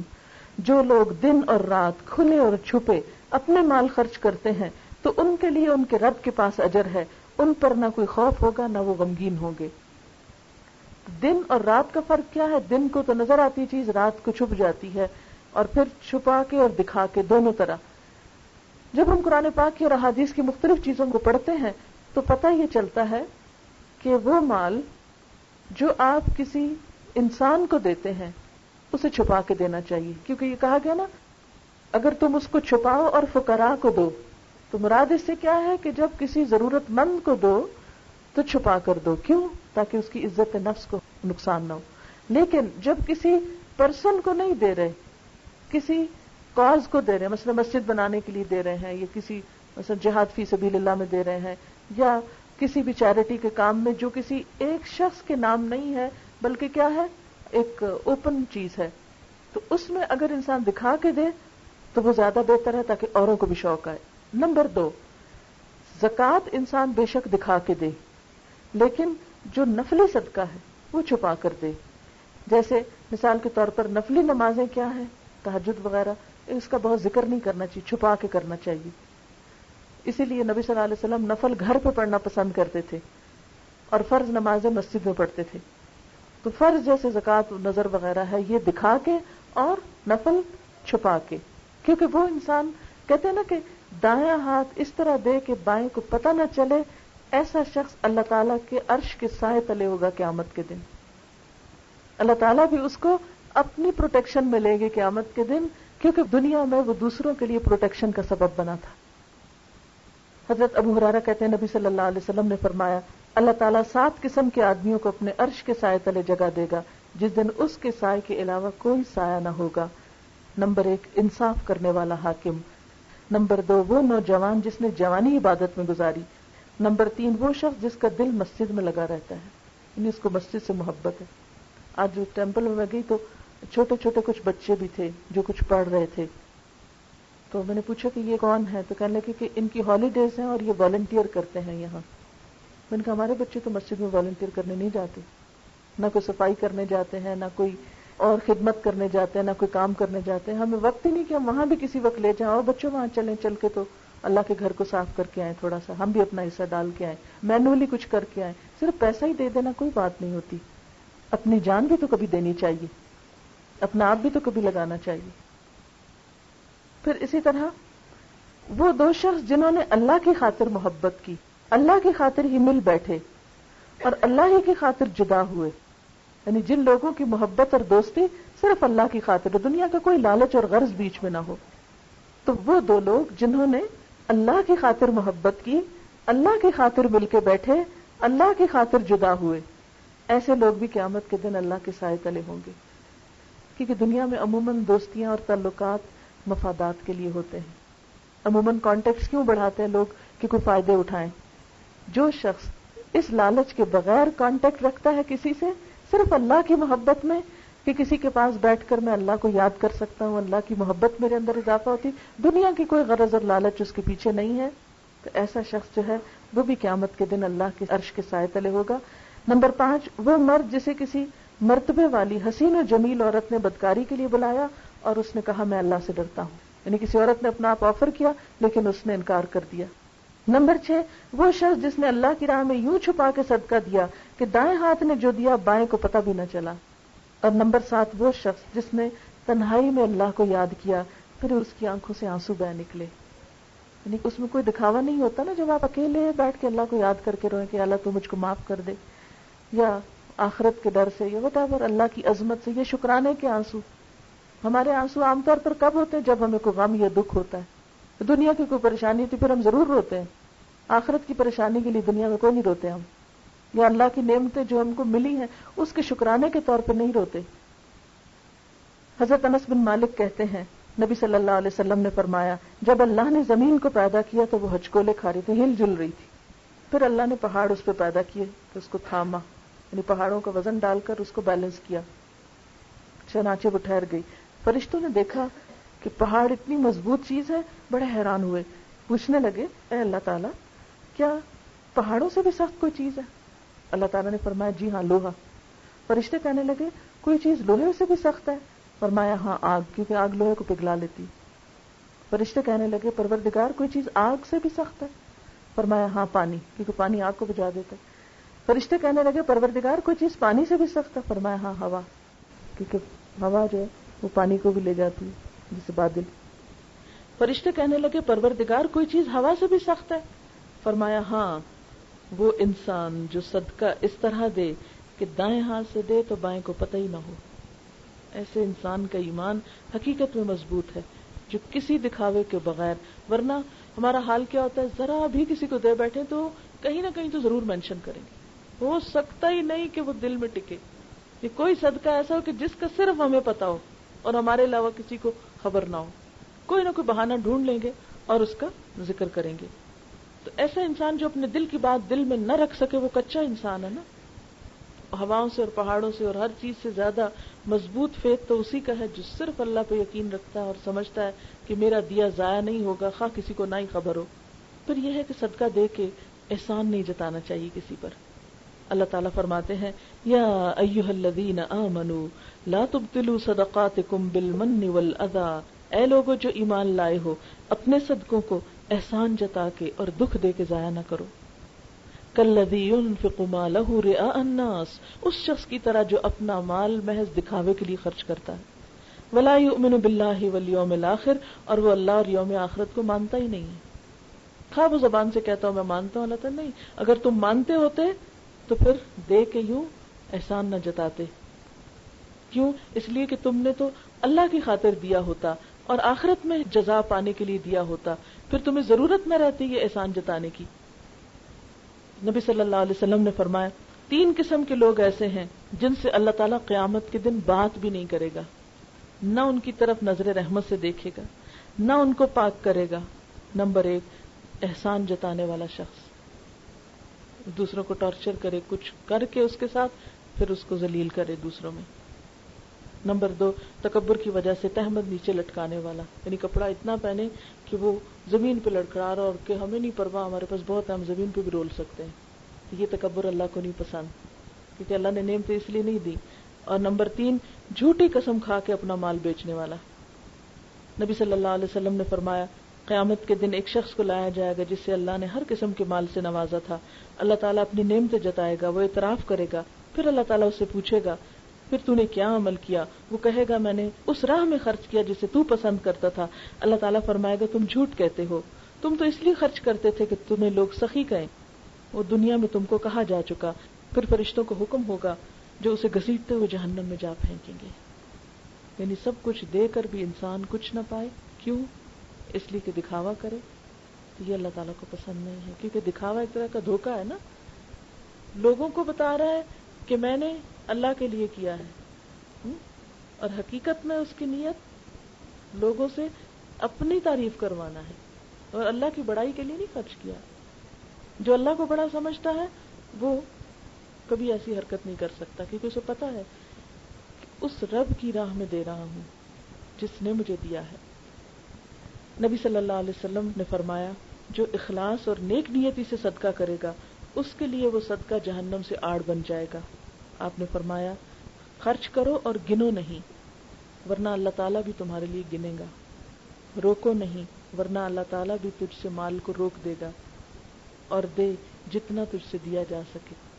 تو یہ ہے کہ بعض اوقات جب آپ دیں تو مثلا کہیں دینے کے لیے چینج رکھا ہوا یا کچھ بھی تو اٹھایا اور دے دیا. ہر وہ گن گن کے چھوٹا چھوٹا چینج، اور ایسا نہیں کرنا چاہیے کیونکہ اللہ تعالیٰ کو یہ چیز پسند نہیں کہ میں نے تو بے حساب نعمتیں دی ہیں، میرے راستے میں دینے لگا تو گننا شروع ہو گیا کتنا دے رہا ہوں. اور بعض اوقات انسان گنتا کیوں ہے؟ تاکہ بتا سکے. تو جس کو اللہ کو دینا ہے اس کو گننے کی ضرورت نہیں ہے. نبی صلی اللہ علیہ وسلم نے فرمایا اخلاص سے صدقہ کرنے والا عرش الہی کے سائے میں ہوگا. پھر یہ کہ صدقہ خیرات کرنے والوں کو فقر و فاقہ کا خوف نہ ہوگا. اللہ تعالیٰ فرماتے ہیں الشیطان یعدکم الفقر ویأمرکم بالفحشاء واللہ یعدکم مغفرۃ منہ وفضلا واللہ واسع علیم. شیطان تمہیں مفلسی سے ڈراتا ہے، وہ تمہیں بے حیائی کا حکم دیتا ہے، جبکہ اللہ تعالیٰ تمہیں اپنے فضل اور مغفرت کی امید دلاتا ہے، اور اللہ بڑی وسعت والا اور جاننے والا ہے. نبی صلی اللہ علیہ وسلم حضرت بلال کے پاس آئے. ان کے پاس کھجوروں کا ڈھیر تھا. آپ نے پوچھا بلال یہ کیا ہے؟ عرض کیا یہ ایک چیز ہے جس کو میں نے کل کے لیے جمع کیا. آپ نے فرمایا کیا تو اس سے نہیں ڈرتا کہ دوزخ کی آگ قیامت کے دن اس کا بخار بنے؟ بلال اس کو خرچ کرو اور عرش عظیم کے مالک سے افلاس اور فقر کا خوف نہ کرو. قرآن پاک میں اللہ تعالیٰ فرماتے ان ربی یبسط الرزق لمن یشاء من عبادہ ویقدر لہ وما انفقتم من شیء فهو یخلفہ وہو خیر الرازقین. اللہ جس کے لیے رزق چاہتا ہے خوب وسیع کر دیتا ہے، بڑھا دیتا ہے، زیادہ سے زیادہ اس کو ملٹیپلائی کر دیتا ہے، اور جس کے لیے چاہتا ہے تنگ کر دیتا ہے. ان نون ریزن سے برکت اٹھتی جاتی ہے اور انسان خوف میں مبتلا ہو جاتا ہے. اور فرمایا جو بھی چیز تم خرچ کرو گے اللہ تعالیٰ اس کے پیچھے اور لے آئے گا. فہو یخلف، اخلف یخلف اخلاف کہتے ہیں پیچھے اور لانا. تم آگے نکالتے جاؤ، پیچھے سے فریش اور تازہ اور نئی اور آتی چلی جائے گی، اور وہ بہترین رزق دینے والا ہے. نبی صلی اللہ علیہ وسلم نے فرمایا، اور یہ بات آپ نے قسم کھا کے فرمائی، صدقہ کرنے سے مال کم نہیں ہوتا. کیونکہ ہمارا خوف یہ ہوتا ہے نا کہ دے کے پھر ہمارے پاس کیا ہوگا. ٹھیک ہے انسان اپنے لیے استعمال کرے کیونکہ خود پہ خرچ کرنا بھی وہ بھی ایک ثواب ہے، بیوی بچوں پہ خرچ کرنا بھی ثواب ہے، لیکن جب اللہ کی راہ میں دینے لگے تو یہ نہ سوچے کہ ختم ہو جائے گا. فرمایا صدقہ کرنے سے مال کم نہیں ہوتا بلکہ اس میں برکت ہوتی ہے، مال بڑھتا ہے، اور کسی کے قصور کو معاف کرنے سے اللہ عزت بڑھا دیتا ہے. یعنی اگر کسی نے ہمارے ساتھ کوئی زیادتی کی ہے، کوئی غلطی کی ہے، تو ہم اس کو معاف کر دیں یہ سوچ کے کہ اللہ تعالیٰ ہمیں بھی معاف کر دے. ایسے انسان کی عزت بڑھتی جاتی ہے. اور جو کوئی تواضع اختیار کرتا ہے اللہ تعالیٰ اس کو بلندی عطا کرتا ہے، یعنی جو جھک جاتا ہے اللہ اس کو بڑا کر دیتا ہے. آپ صلی اللہ علیہ وسلم نے فرمایا جو آدمی اپنے زائد مال میں سے دیتا ہے وہ لینے والے سے افضل نہیں جبکہ لینے والا محتاج ہو. نبی صلی اللہ علیہ وسلم نے فرمایا ایسے لوگوں کی طرف دیکھو جو تم سے کمتر ہوں، ان کی طرف مت دیکھو جو مال و دولت میں تم سے بڑھ کر ہوں. اس طرح زیادہ لائق ہے کہ تم اللہ کی ان نعمتوں کی ناقدری نہ کرو جو اس کی طرف سے تم پر آئی ہیں. کیونکہ انسان اگر اپنے سے بڑوں کو دیکھتا رہے گا تو دل میں حسرت اور غم اور افسوس آئے گا کہ ہمارے پاس کیوں نہیں، اور اس طرح جو ہے اس کے بارے میں بھول جائے گا، پھر شکر نہیں ادا کر سکے گا. اب یہ ہے کہ صدقہ خیرات کس کس چیز کا ہونا چاہیے. قرآن پاک میں اللہ تعالیٰ فرماتے ہیں کہ جو کچھ تم نے کمایا ہے اور جو تم نے زمین سے نکالا ہے اس میں سے اچھی چیزیں اللہ کی راہ میں خرچ کرو اور کوئی ردی چیز دینے کا ارادہ مت کرو. حالانکہ وہی چیز اگر کوئی تمہیں دے تو تم اسے ہرگز قبول نہ کرو الا یہ کہ تم چشم پوشی کر جاؤ. جان لو بے شک اللہ بے نیاز اور تعریف والا ہے. تو اس سے دو باتیں پتہ چلتی، ایک تو یہ کہ انسان کے ہاتھ کی کمائی، دوسرا یہ کہ زمین میں کچھ اگا کے اس سے جو کچھ نکلتا ہے اس میں سے خرچ کرنا، اور پھر یہ ہے کہ اس میں سے ردی بیکار اور فالتو چیزیں جو ہیں ان کو صدقے کے نام پہ مت دو بلکہ صدقہ اچھے مال میں سے کرو. کیوں ردی نہ دو؟ اس لیے کہ اگر تمہیں کوئی ردی دے تو تم کو کیسا لگے، تمہیں کوئی فضول بیکار چیز دے تو تمہیں کیا پسند آئے. نبی صلی اللہ علیہ وسلم نے فرمایا ان اللہ طیب لا یقبل الا طیبا، اللہ پاک ہے اور پاک ہی چیز قبول کرتا ہے. اصل میں یہ جو ہم دیتے ہیں نا کسی میں سے کسی ضرورت مند کو، فقیر کو، کسی بھی کام میں، تو ہم سمجھتے ہیں ہم اس کو دے رہے ہیں، وہ حقیقت میں اس کو نہیں دے رہے ہوتے، وہ اللہ کو دے رہے ہوتے ہیں. اور انسان اگر اس وقت تھوڑی دیر کے لیے سوچے کہ میں اللہ تعالیٰ کے لیے یہ دے رہا ہوں، دنیا کے لیے تو میرا دل اتنا کھلا اور اللہ کے لیے دینے کے لیے بس یہی ہے، اور فضول اور فالتو چیز جو بیکار ہو چکی ہے. اس کا یہ مطلب نہیں کہ جیسے کپڑے چھوٹے ہو جاتے ہیں یا پرانے ہو جاتے ہیں یا ہمارے کام کے نہیں رہتے تو ہم ان کو گھر میں ہی رکھیں کہ یہ تو مجھے پسند نہیں تو اس لیے نہیں، ان کو بھی نکال دینا چاہیے. لیکن خاص طور پر اللہ کی خوشی کے لیے، یعنی وہ تو آپ اس لیے دے رہے ہیں کہ قرآن پاک میں حکم ہے کہ لوگوں نے پوچھا کیا خرچ کریں تو اللہ تعالیٰ نے فرمایا جو ضرورت سے بچ جائے اس کو دے دو. تو اس میں وہ سب چیزیں آ جاتی ہیں جو ہماری ضرورت کی نہیں ہم دے سکتے ہیں. لیکن خصوصاً جب اللہ کی خوشی اور رضا حاصل کرنے کے لیے، اللہ کا قرب پانے کے لیے خرچ کریں تو اس وقت پھر بہترین چیز نکالیں. جیسے قرآن پاک میں آتا نا لن تنالوا البر حتى تنفقوا مما تحبون، تم نیکی کو ہرگز نہیں پا سکتے جب تک کہ وہ خرچ نہ کرو جس سے تم محبت رکھتے ہو، اس میں سے نکالو. یعنی یہ نہیں کہ وہ سارا نکالو، اس میں سے کچھ نکالو. جب یہ آیت اتری حضرت ابو درداء کے 2 باغ تھے، ان میں سے جو بہترین تھا وہ انہوں نے حضور صلی اللہ علیہ وسلم کو کہا کہ آپ اپنا ہاتھ بڑھائیے، اللہ کے رسول صلی اللہ علیہ وسلم میں دینا چاہتا ہوں. اس میں کھجور کے 600 درخت تھے. آپ سوچیں ایک درخت کی بھی کتنا پھل آتا ہے، 600 درخت کا کتنا بڑا مال ہوگا. پھر اسی طرح حضرت زید بن حارثہ نے اپنا گھوڑا دے دیا. پھر اسی طرح کسی نے کچھ کسی نے کچھ. پھر اسی طرح برا بن عازب کہتے ہیں ہم گروہ انصار کھجوروں والے تھے، ہم میں سے ہر کوئی اپنی قلت و کثرت کے موافق کھجوریں لے کر آتا، کوئی 1 خوشہ کوئی 2 خوشے مسجد میں لٹکا دیتا. اہل صفہ کا حال یہ تھا کہ ان کے پاس کھانے کو کچھ نہ ہوتا تھا. اہل صفہ کون تھے؟ مختلف قبیلوں کے دور دراز کے آئے ہوئے لوگ جو اپنا گھر بار کام کاج بیوی بچے چھوڑ کے اسلام کی خاطر حضور کے پاس آ کے رہے تھے کہ دین بھی سیکھتے تھے اور ساتھ جہاد کے لیے بھی نکلتے تھے آپ کے ساتھ. تو وہ چونکہ اپنی کوئی کمائی نہیں کر سکتے تھے، مدینہ میں ان کا کوئی گھر نہیں تھا، کوئی ان کے بزنس نہیں تھا، کچھ اور نہیں تھا، کیونکہ اگر وہ ان چیزوں میں پھر لگ جاتے تو پھر دین کون سیکھتا حضور صلی اللہ علیہ وسلم سے، اور اگر وہ لوگ نہ سیکھتے تو ہم تک کیسے پہنچتا. بہرحال اب ہوا یہ کہ لوگ آ کے اپنی کھجوریں وہاں رکھ دیتے. اب ہوتا یہ کہ جب کوئی ان میں سے آتا اور انہیں بھوک لگتی تو وہ کیا کرتے کہ اس سے کچھ کھجوریں گرا لیتے، کوئی خشک گرتی کوئی تر گرتی وہ کھا لیتے. جنہیں نیکی کی رغبت نہ ہوتی وہ ایسے خوشے لاتے جن میں ناقص اور ردی کھجوریں ہوتی اور ٹوٹے پھوٹے ہوئے لے کر آتے. تب اللہ تعالیٰ نے یہ آیت نازل کی. برا کہتے ہیں کہ اس کے بعد ہر شخص اچھی کھجوریں لاتا تھا. یعنی یہ لوگ جو اسلام کی خاطر نکل کر آئے ہیں ان کو تم ردی کھجوریں دے رہے ہو. نبی صلی اللہ علیہ وسلم نے فرمایا پاکیزگی کے بغیر نماز قبول نہیں ہوتی. یعنی کپڑے پاک ہونے چاہیے، جسم پاک ہونا چاہیے، جگہ پاک ہونی چاہیے، اور حرام مال سے صدقہ قبول نہیں ہوتا. نبی صلی اللہ علیہ وسلم نے فرمایا جو شخص حرام کمائی کر کے صدقہ خیرات کرے وہ صدقہ اللہ کے نزدیک قبول نہیں ہوتا، جو خرچ کرے اس میں برکت نہیں ہوتی، اور جو مرنے کے بعد پیچھے چھوڑ جائے وہ مال اس کے لیے جہنم کا سامان ہوگا۔ اللہ تعالیٰ گناہ کو حرام سے نہیں مٹاتا، البتہ برائی کو بھلائی سے صاف کرتا ہے، ناپاک کو ناپاک نہیں مٹاتا۔ جیسے نا کہ گندا فرش اور اوپر آپ کیچڑ والا پانی پھینک دے تو اس سے تو صفائی نہیں ہوگی۔ سفیان ثوری کا قول ہے جو شخص اللہ کی راہ میں حرام مال خرچ کرے اس کی مثال ایسی ہے جیسے کوئی ناپاک کپڑے کو پیشاب سے صاف کرے، اس سے تو نہیں دھلتا۔ حضرت عبداللہ بن مسعود کہتے ہیں آپ صلی اللہ علیہ وسلم نے فرمایا حسد صرف دو باتوں میں جائز ہے، ایک تو اس شخص کے بارے میں جسے اللہ نے دولت دی ہو اور وہ اس دولت کو حق کے راستے میں خرچ کرنے پر قدرت رکھتا ہو، اور ایک اس کے بارے میں جسے اللہ نے علم و حکمت سے نوازا ہو، وہ اس کے ذریعے فیصلے کرتا ہو اور اس کی تعلیم دیتا ہو۔ نبی صلی اللہ علیہ وسلم نے فرمایا بہترین صدقہ وہ ہے جو بے پرواہی کے ساتھ دیا جائے۔ بے پرواہی کے ساتھ یہ کہ انسان اسے دیکھ کے پھر کسی غم میں نہ مبتلا ہو جائے، کیونکہ بعض اوقات انسان دینے کے بعد پھر کیا ہوتا ہے، پھر پریشان ہوتا ہے، اچھا میں نے کیوں دیا، نہ دیتا تو اب میرے کام آتا۔ تو اللہ تعالیٰ بھی آزماتا ہے نا، بعض اوقات دینے والے کو کسی اور مشکل میں ڈال دیتا ہے، پھر وہ کہ اب یہ کیا کرتا ہے، اپنے دینے پہ تو ریگریٹس نہیں ہے۔ اور شروع کر اس سے جس کا نفقہ تجھ پہ واجب ہے، یعنی ایک شوہر کو جیسے مال کمانے والا گھر میں تو اس کو کیا حکم ہے، پہلے بچوں کو دو پھر باہر دینا۔ نبی صلی اللہ علیہ وسلم نے فرمایا اے ابن آدم اگر تو زائد ضرورت مال اللہ کی راہ میں خرچ کرے گا تو تیرے لیے بہتر ہوگا، اور اگر تو اسے روکے گا تو تیرے لیے برا ہوگا، اور بقدر کفاف مال پر تو ملامت کے لائق نہیں، ابتدا ان لوگوں سے کر جن کے اخراجات زندگی کا تو ذمہ دار ہے۔ آپ نے فرمایا اے امت محمد کے لوگوں صلی اللہ علیہ وسلم، قسم اس ذات کی جس نے مجھے دین حق دے کے بھیجا، اللہ اس شخص کا صدقہ قبول نہیں کرے گا جس کے کچھ رشتہ دار ہوں جو اس کی صلہ رحمی کے محتاج ہوں اور وہ ان کو دینے کی بجائے اوروں کو دے۔ تو پہلے ترتیب کیا ہے، اپنی ذات پہ خرچ کرو، بچوں پہ کرو، گھر کے افراد پہ کرو، رشتہ داروں پہ کرو، پھر اس کے بعد باہر نکلو۔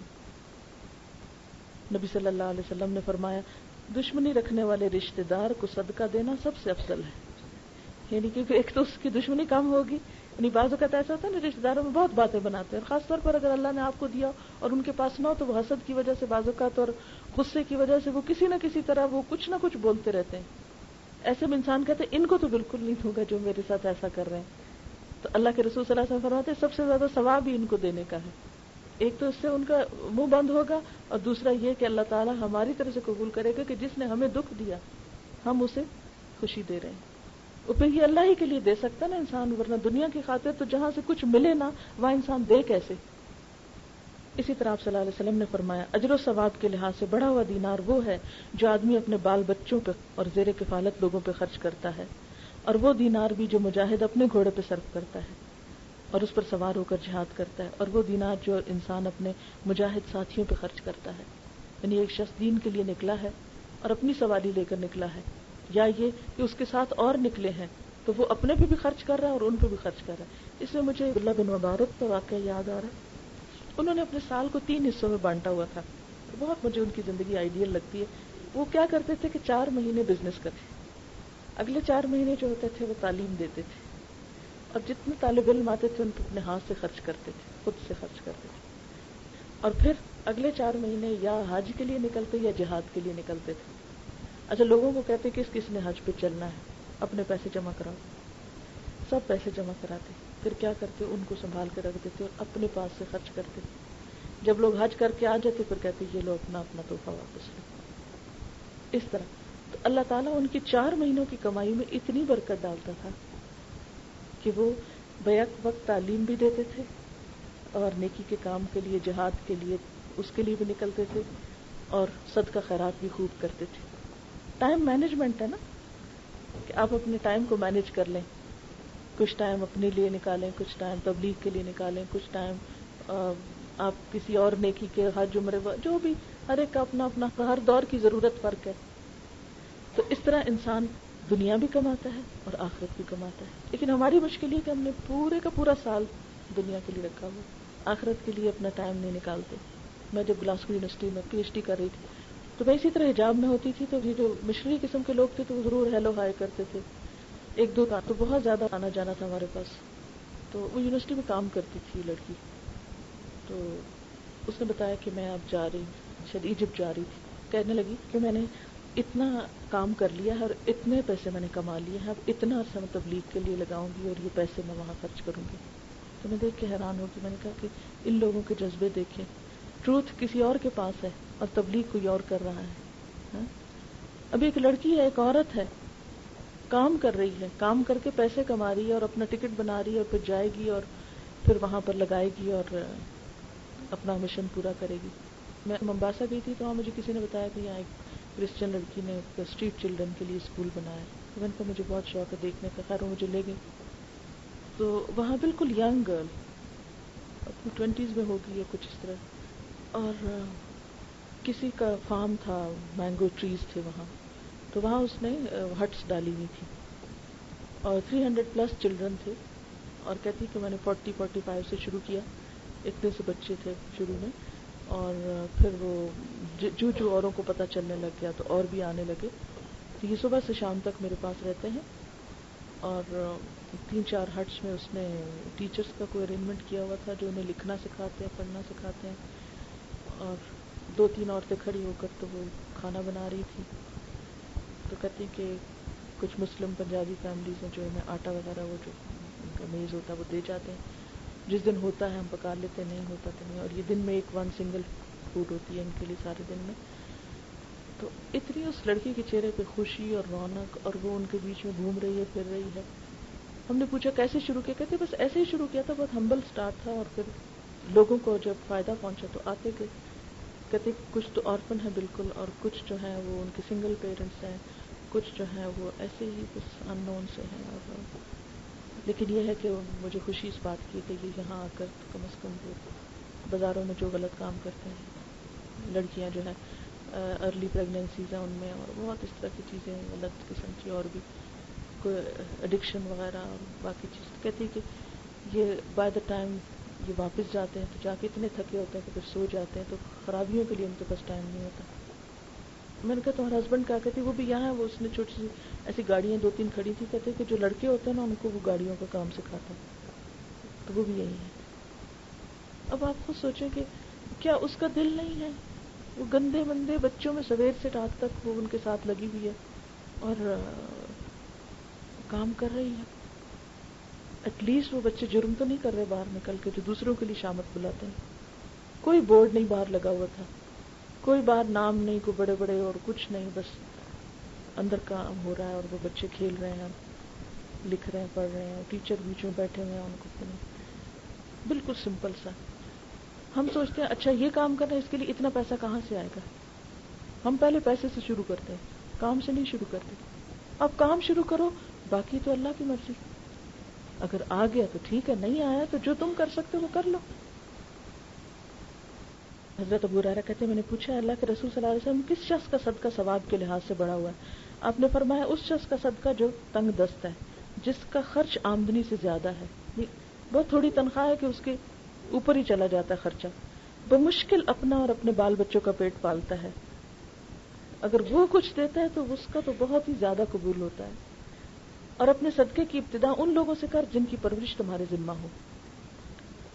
ایک آدمی نے نبی صلی اللہ علیہ وسلم سے پوچھا کہ کس طرح کا صدقہ اجر و ثواب کے لحاظ سے بڑا ہوا ہے. فرمایا وہ صدقہ جو اپنے غریب رشتہ دار کو دے جبکہ وہ رشتہ دار دشمنی رکھتا ہو. پھر اسی طرح بھوکے کو پیٹ بھر کر کھلانا بہترین صدقہ ہے. پھر اسی طرح آپ نے فرمایا جب انسان مر جاتا ہے تو اس کا عمل ختم ہو جاتا ہے, مگر 3 قسم کے کام ایسے ہیں جن کا ثواب مرنے کے بعد بھی ختم نہیں ہوگا, اور وہ یہ کہ صدقہ جاریہ کر جائے, یا ایسا علم چھوڑ جائے جس سے لوگ فائدہ اٹھائیں, یا یہ کہ نیک اولاد جو والدین کے لیے دعائیں کرے. آپ صلی اللہ علیہ وسلم نے فرمایا مومن کے مرنے کے بعد اس کی کچھ نیکیوں کا ثواب برابر ملتا ہے. کسی کو اس نے دین کی تعلیم دی اور دین کا علم پھیلایا تو جب تک اس کے پڑھائے ہوئے لوگ دنیا میں نیک کام کریں گے اسے بھی ثواب ملتا رہے گا.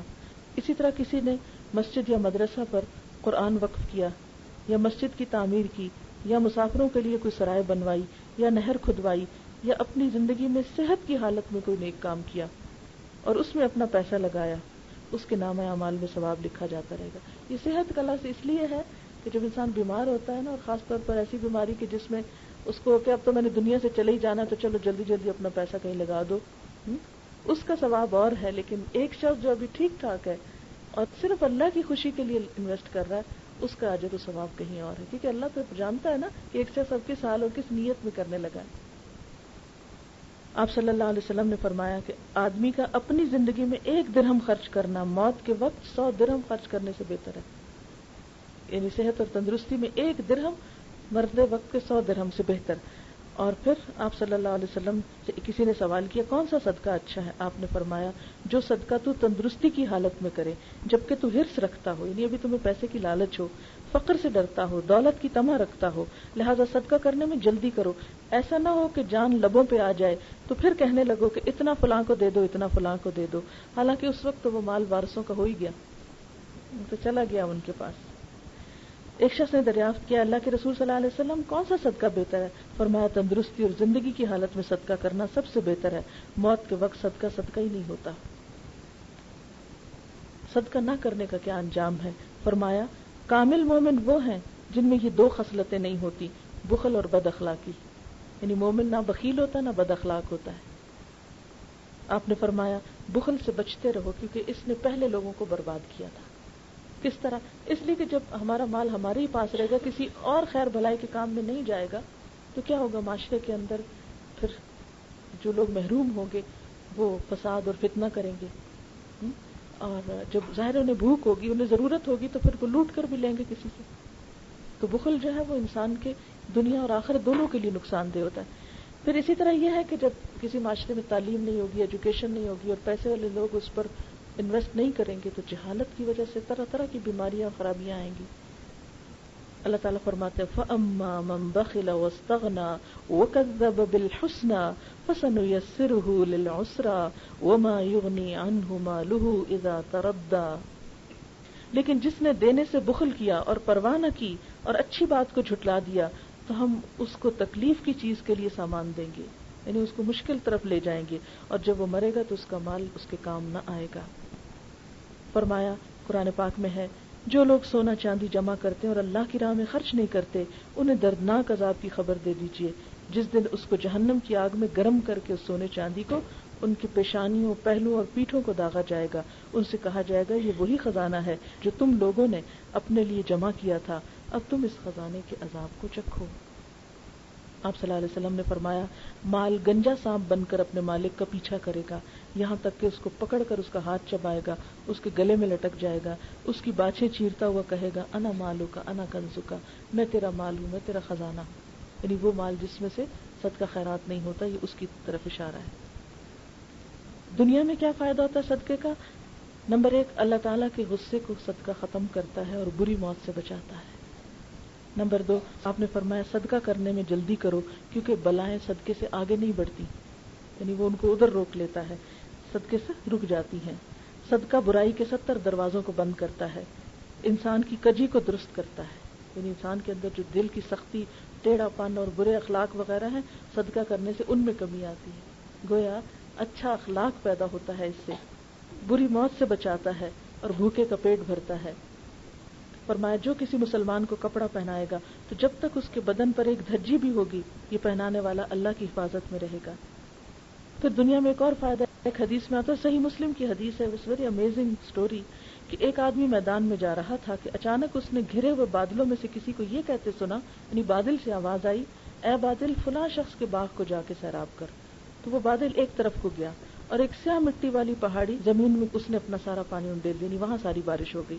وہاں ایک نالا تھا، اس نے سارا پانی اپنے اندر سمیٹا اور بہہ نکلا، تو یہ مسافر پانی کے ساتھ ساتھ چلا، آگے چل کر دیکھتا ہے کہ ایک آدمی اپنے باغ میں کھڑا بیلچے سے پانی کا رخ موڑ رہا ہے تاکہ اپنے درختوں کو سینچے۔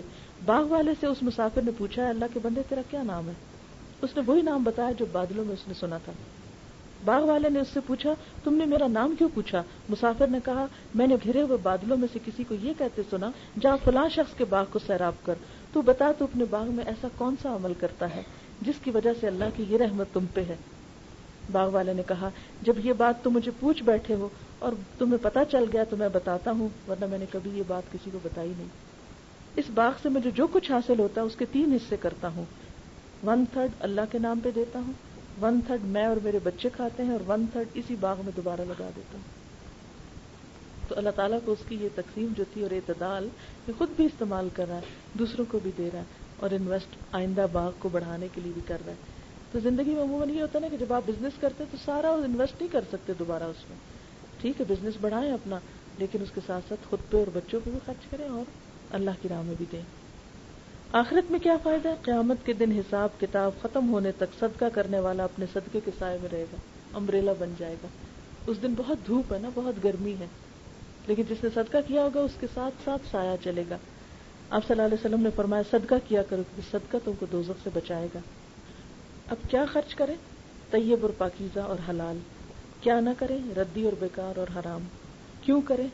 دل کی پاکیزگی کے لیے, اللہ کی رضا کے لیے, نفس کی ثابت قدمی کے لیے. کس پر کریں؟ والدین پر, رشتہ داروں پر, مسافروں پر, یتیموں پر, مسکینوں پر, سوالیوں پر. کب کریں؟ دن رات میں, اپنی زندگی میں, جوانی میں, صحت اور فراغت میں, اور ایسے کاموں میں جو مرنے کے بعد بھی صدقہ جاریہ بنے. کیسے کریں؟ اعلانیہ بھی کریں, چھپا کے بھی کریں. اگر مال خرچ نہ کر سکیں, مال ہے نہیں تو کیا کریں؟ کسی سے اچھی بات کریں, مسکرایا کریں, ذکر اور اذکار کیا کریں, دوسروں کی خدمت کیا کریں. کیا خرچ کرنے سے مال کم ہوتا ہے؟ نہیں, کئی گنا لوٹا کے واپس ملتا ہے. اضعاف و مضاعف کا لفظ آتا ہے. خرچ کرنے کا فائدہ کیا ہے؟ نمبر 1 اللہ تعالیٰ کی بخشش ملتی ہے, اللہ کا فضل آتا ہے, برائیاں دور ہوتی, خوف اور غم سے نجات ملتا ہے, بری موت سے صدقہ بچاتا ہے. خرچ کیا ہوا ضائع بھی ہو جاتا ہے, جی ہاں, احسان جتا کے, اذیت دے کے, دکھاوا کر کے. قبولیت کب ہوتی ہے صدقے کی؟ اخلاص سے, اچھی نیت سے, احسان نہ جتا کے, ریاکاری سے بچ کے, اذیت نہ دے کے.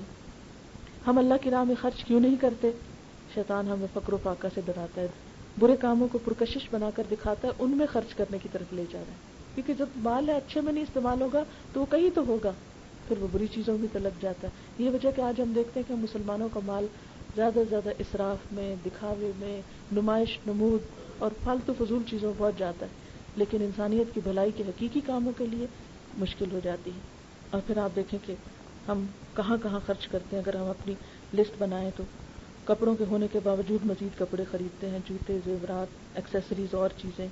پھر اسی طرح کہاں شوق سے کرتے ہیں, مثلاً اپنی خوبصورتی کے لیے میک اپ وغیرہ, اس میں ہزاروں روپے بھی ہم پارلر میں لگائیں تو ہم کو مشکل نہیں لگتی. پھر اسی طرح یہ ہے کہ آرائشی سامان پہ بہت خرچ کرتے ہیں, اینٹیکس پہ خرچ کرتے ہیں, اور زیادہ سے زیادہ ایسی چیزوں پر جو ہمیں دنیاوی اعتبار سے مرتبہ اور مقام دے. پھر اسی طرح دکھاوے, یعنی بعض اوقات ایک چیز ہوتی ہے ہمیں دکھاوے کے لیے نئے ماڈل کی کار لے لیتے ہیں کہ دوسروں کو ہم امپریس کر سکیں.